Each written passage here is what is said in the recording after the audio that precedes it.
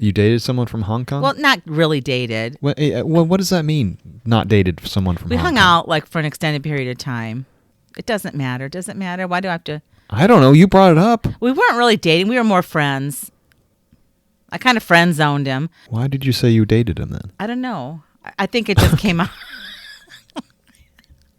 It just seemed to like encapsulate something that I don't forget it. You know, words have meaning. No, do they? Yeah. At least for some of us. For some, I know this is getting bad. I don't know how I deal with you. I don't either. I really don't.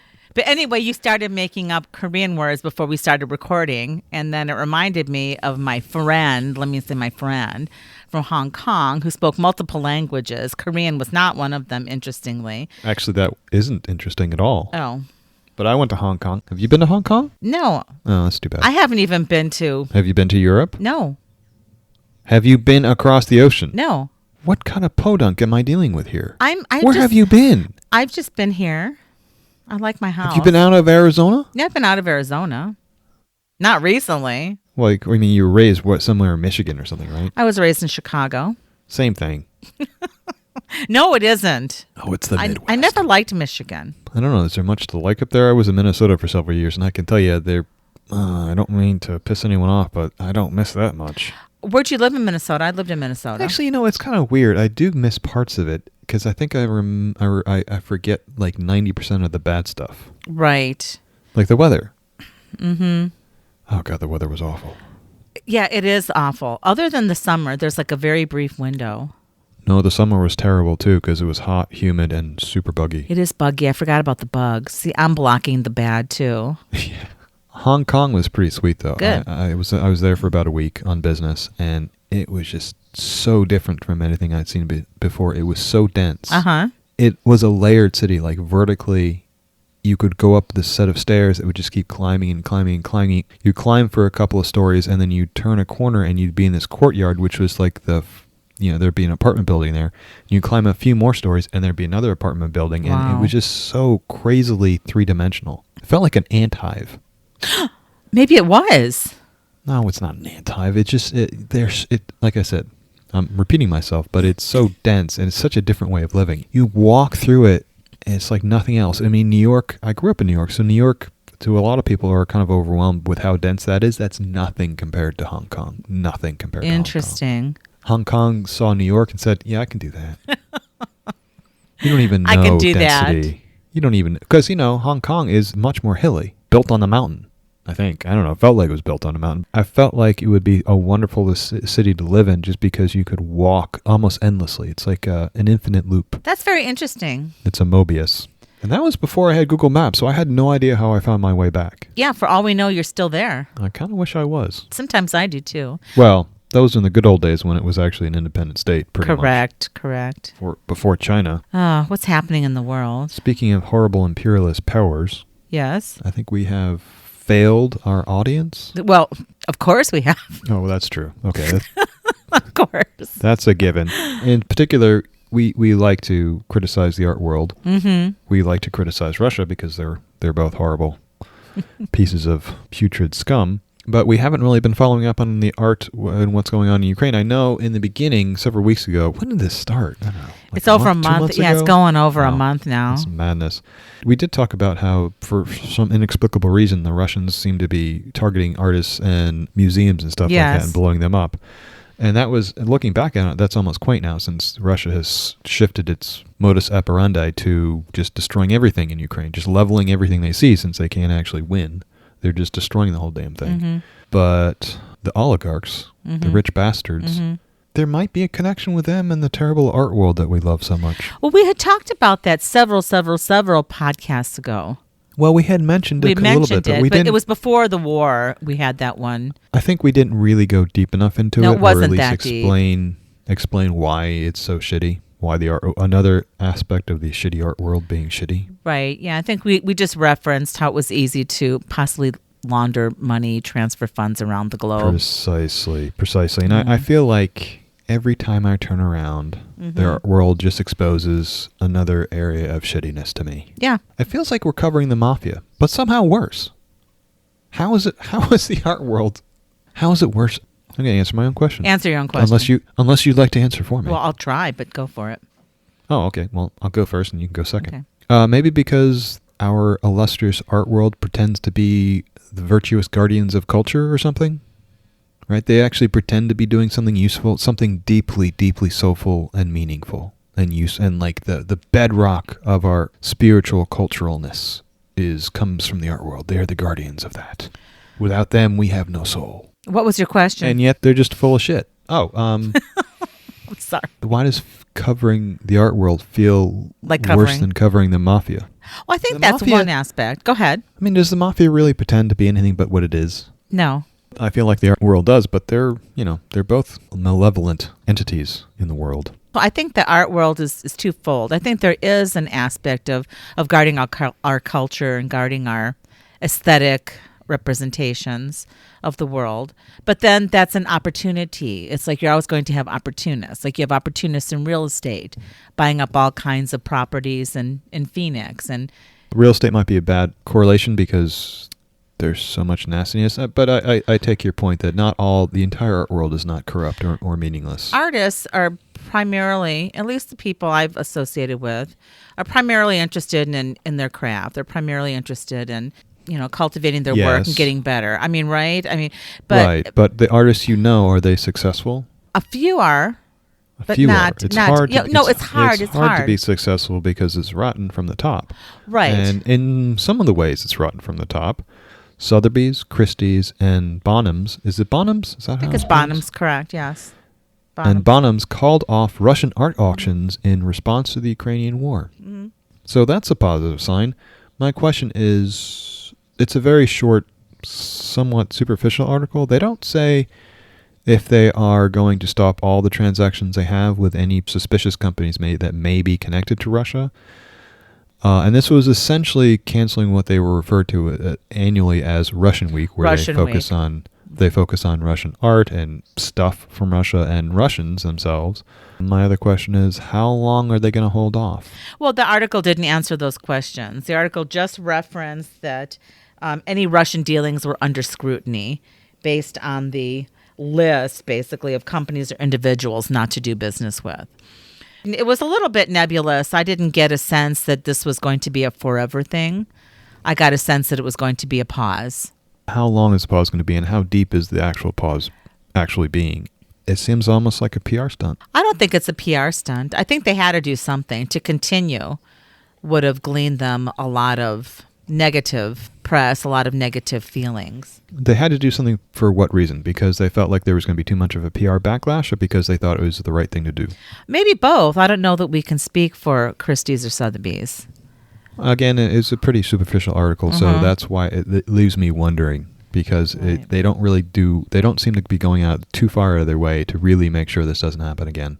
Well, I don't know how much they can control it, though, James. You slap them on the wrist and they say, oh, okay, I got a slap on the wrist. I mean, I'll come back next week and do it again, because it's just a slap on the wrist. But how much can the auction houses control? They're literally the gatekeepers. They can decide, you know what? We can actually decide to monitor who is buying and selling this stuff rather than just having a blind eye to it. We can take a moral responsibility for not laundering money, essentially.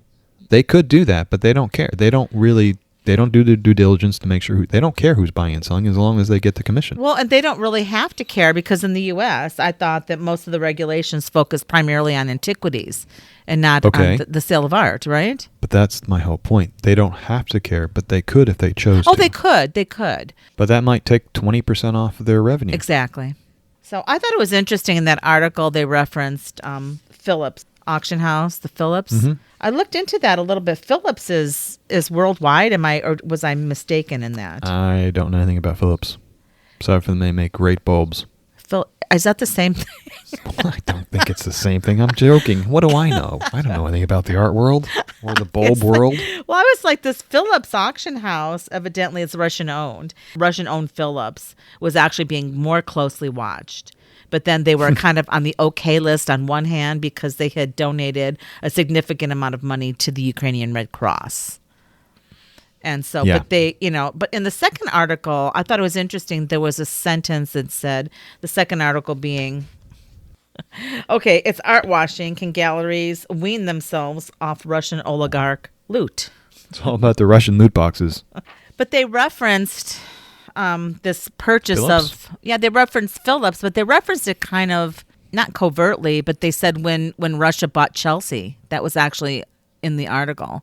And I was like, what do they mean? And so I guess... that's the football, the soccer team. Okay. They bought the town. No, it was the soccer team. Was it the soccer team? Yes. They had, and that guy, Abramovich, whatever his name was. Abramovich. Thank you. He divested himself. That was a whole scandal, which I didn't bother reading. It's kind of hard to miss if you read the BBC. I just saw the title. The titles. I never looked at the stories because I don't care about soccer or soccer teams or whatever. But yeah, that was a big, huge story about him being kicked out of that league and whatnot. So it seems like the sporting world is more proactive from a moral standpoint than the art world. In the art world. Right. Well, I instantly thought about Chelsea and like the area in New York with Chelsea and the art, And so I started looking and I was like, gosh, this Phillips Art auction house is I pulled up their site and they have presence in New York, London, Hong Kong, Geneva, Antwerp, Copenhagen, Moscow, Paris, Seoul, Southampton, Taipei, Tokyo, and Zurich. And the actual holding is Russian Mercury Group. That's who holds these houses. So they've got a pretty global presence. Yeah, well, all the thieves do. All the art galleries do. You got to move the money around so you can't get located too much and can't get taxed and whatnot. What was the most interesting thing you read in that article? Oh, I don't know. I took away several things from it, but I thought one of the things that really irritated me was this art critic Ben Lewis, quote, agreeing. He says, quote, "It's art washing. It launders oligarchs' reputations. The more these individuals and these countries weave themselves into the national art world, the harder it is to criticize them." Except I took real exception to that. That's not what art washing is. Art washing is the hidden transfer of wealth through legally opaque buying and selling of art. That's art washing. That's art washing. So he's trying to clean it up, scrub it up, and make it look like it's something not quite as bad as it really is. He's trying to whitewash it. Thank you. Exactly. It is money laundering, flat and simple. Flat and simple. And he's trying to redefine that, and that really kind of irritated me because he's being as fraudulent as the art world is. Oh, surprise, surprise! Someone in the art world's being fraudulent. That was the exact point I was thinking of. This redefinition of laundering. To launder reputations. I mean, that's really my big... Actually, after I read that quote and I read the rest of the article and took some notes, I couldn't get that out of my head because the rest of the article, it's not like it lost credibility, but maybe to some extent, I was just like, this is like the strangest perspective. I don't know that the article lost it, but it was certainly this guy is not doing himself any reputational benefit for those of us in the know. I mean, he's being a tool, really. Right. And also I thought it was... And the article does say the art market, largely unregulated, provides an easy way of shifting money out of the country. Which is what we said months ago. And the country being Russia. The country being Russia. Or any country you want it to be. Another point from the article, this goes to the depth of corruption in the art world, and this is a quote from the article. A spokesperson for the Tate, and the Tate being the biggest gallery in London, said, "There are no UK sanctions against any of Tate's current individual or corporate supporters, and any historic relationships with former donors associated with the Russian government have now ended." Which means at some point they were in bed, or it indicates at some point they were in bed with some pretty nasty people, and only because of the sanctions have they decided that maybe they should get out of it. Well, yeah, that's what sanctions are for, dum-dum. Right. And the fact that your organization has to go out of the way and say, hey, we're not colluding with bad guys. How about them apples? It's interesting, too, that they were talking about that through art, as they become more and more public figures through art, that it actually cushions them back home in Russia. Did you find that interesting? I think that's complete nonsense. Do you? Whoever says that doesn't understand Vladimir Putin. Putin doesn't give a shit what anyone else thinks. He'll do whatever he wants to do. If he can take the highest profile person who's in opposition to him and try to kill that person several times over and over again. Yeah. He will send hit squads and kill people in other countries. Yeah, that's happened, huh? Yeah, it continues to happen.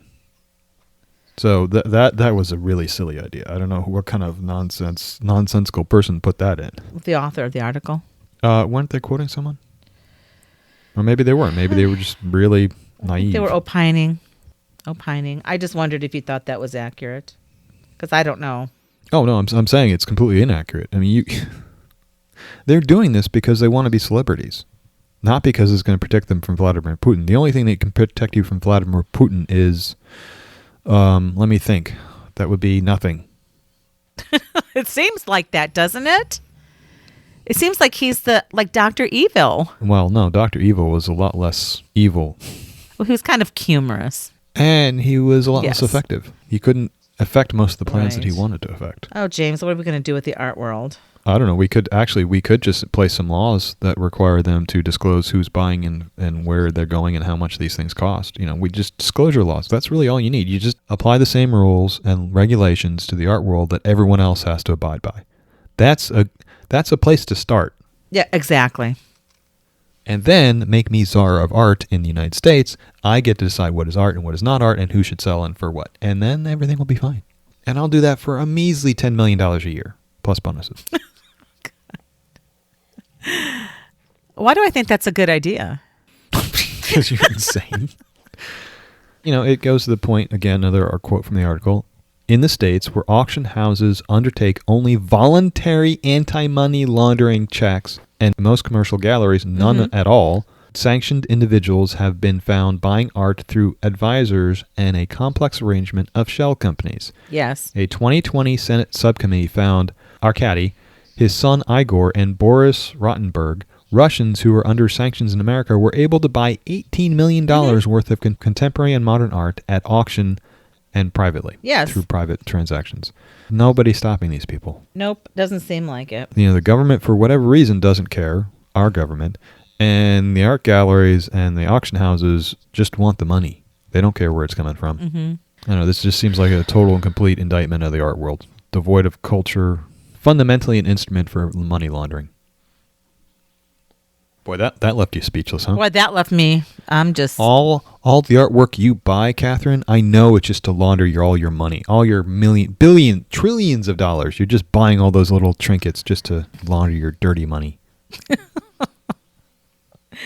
No. My question about this is, do you think that the collections that these people have acquired, these oligarchs, do you think they're keeping the art safe? Are their collections intact? In some cases, absolutely. I think they probably are. They have built some pretty nice galleries in Russia. Okay. That one soccer guy has the garage, I think they called it, or something like that. The garage, right. That looked like a nice goddamn museum. Isn't that in Gorky Park? Somewhere like that. It's in Russia. It's in Moscow, yeah.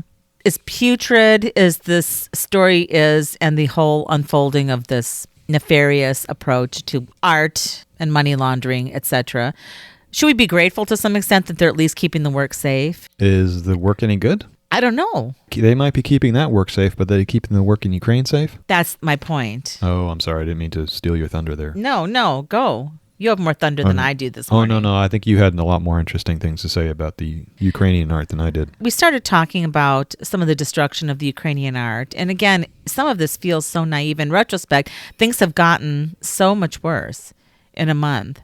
And certainly the devastation of people is primary to the devastation of things. But in this one article, it was an opinion article from the NBC News, and it was like, the title of the article is, "During World War II, my parents' generation had the foresight to do what many Ukrainians are doing." And they're basically hiding art or trying to protect the art. And I found it very poignant to think about, quote from the article, they say, "Civilization's art and architecture are the final words they leave to the future. But often war, by accident or intent, extinguishes it." I just started thinking about the Buddhist statues that were distinguished, Palmyra that was wiped out several years ago. And it's just such a shame because, again, to me, to restate probably what I said in the former podcast was, it just really takes humanity down. It just levels it. It just levels everything. Levels it in the real sense of destroying it. In the real sense of destroying our humanity, just to go after someone's art, whether you like it or not, whether it's quote unquote good or not. It was those expressions and what happened at that time. It's like when people were spray painting over cave paintings or rock art, even here in Arizona, that was happening. It pisses me off. So you don't like it because it's the last line of humanity. It's like the last line. Yeah. I was trying to... You're erasing the people. You're erasing that they ever existed. Yes. I mean, because what else do we have? I like to talk about like the beads and all of that and being these little tiny graphic representations for some of the stuff, particularly in the 1700s, 1800s, how they were etching on beads and doing work and how beads talk. But cave paintings predate, like someone taking a rock and etching into another rock or drawing something into a wall, pretty much a canvas, was the first documented expression that we can see, and then people would paint over it or not appreciate it. And I feel like it's the same thing. It's like you're kind of leaving a part of yourself behind. Why can't we appreciate that? And so, I mean, it's horrible that they're killing all of these people. It gives you a connection to humanity. It does. The span of the ages that we've spanned over, and I think it gives you more perspective. And I think if you're just into destruction, you don't like that kind of thinking, because it takes away from your power. Like, yes. If you want to be the most powerful guy on the block, you don't want anybody thinking about anybody but you. You don't want to put your horrific war crimes in context. And the more past you have to look at, the more you can put things in context. And the smaller it makes everyone feel, and it feels, you feel more connected to the past humanity. And I think that helps to make you feel more connected to current humanity, which makes you a little bit more compassionate and less likely to invade other countries. Exactly. Boy, I don't know. That seemed like a rant, maybe it's being really naive, but maybe it's not. Maybe if we were just a little bit smarter and better educated, we wouldn't be so violent. Though I'm still pretty violent. You're still pretty violent? I think so. I mean, I really would smack around Putin if I had the chance. I wouldn't want to touch him, personally. The whole article was a bit naive because they were talking about the Geneva Conventions, and since 1899, it has 1899. been... you're not allowed to, in war, directly target property in wartime. Right, wanton destruction. They said you can't wanton destruction. But the laws are toothless. I mean, i.e. the Buddhist statues in Palmyra. Well, they don't prevent... It's like most laws. They don't prevent crime, but they can help. They can help bring people to justice afterwards. And it also shows how just your cause is. Mm-hmm. Right? If you're just going and destroying apartment blocks and museums, you're a piece of shit. You are nothing better than a criminal. You are worse than a criminal. But if you try to avoid doing that, at least you can point to that and say, at least we're not destroying the stuff that really matters. Mm-hmm. We're just killing people. We're just doing that. Right. That was naive. And it was an opinion piece, but I thought it was interesting. One of the things I remember from this article, the Americans and even the Nazis went out of their way to avoid destroying things. Like Kyoto, Japan. Kyoto, Japan was on the list of, was supposed to be a big main target that they were going to hit. And for cultural reasons, America decided not to target them. And the same thing about Paris. The Germans avoided Paris and avoided some other big cultural areas where they just refused to destroy. Mm-hmm. So what I guess I'm saying is the Russians are worse than the Nazis. So I don't think we really need denazification. I think we need de-Russianification. Ooh, that's an interesting concept. But in the end, the story really wasn't about Ukraine. Even though they let off with that, it was just about how art gets destroyed. It was about how art gets destroyed. Oh, and then you sent me that one from Italy. I don't know what you were doing. I think it was lost in translation. I sent that at like 2 a.m. Okay. That makes a lot more sense now.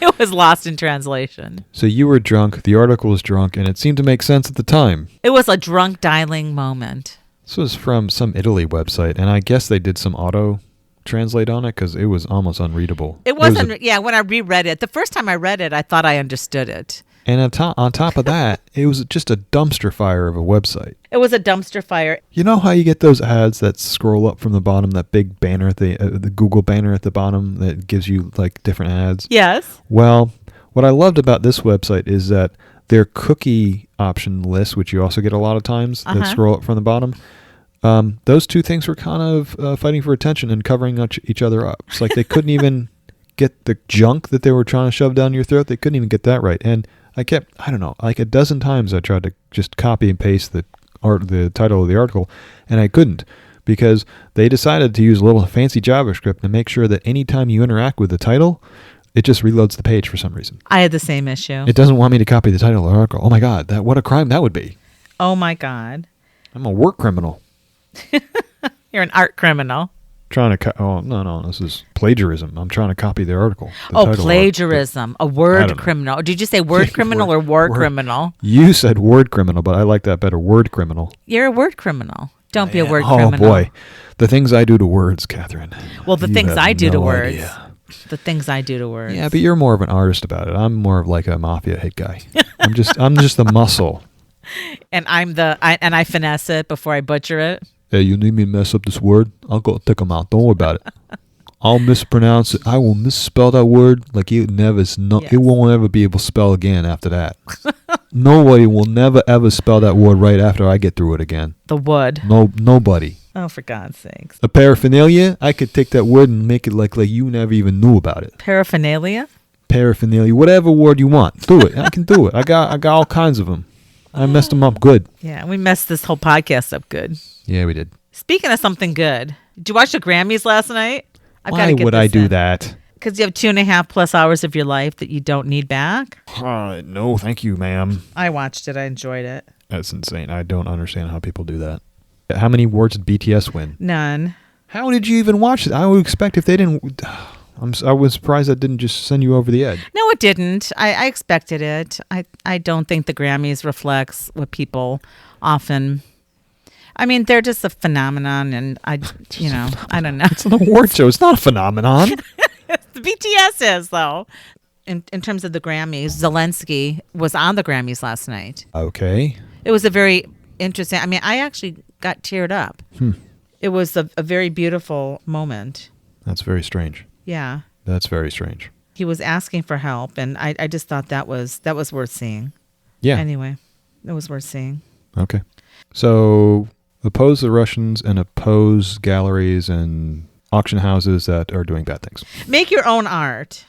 Make your own damn art, or go to Banksy's website. And so, yeah, just do that, or make your own art like I did. And then I sent a picture to my friend. I said, "Does this elicit any emotional response?" And she said, "No." So I was done with that. But anyway, on that note, that's a harsh out. Ouch. Okay. Stop the war.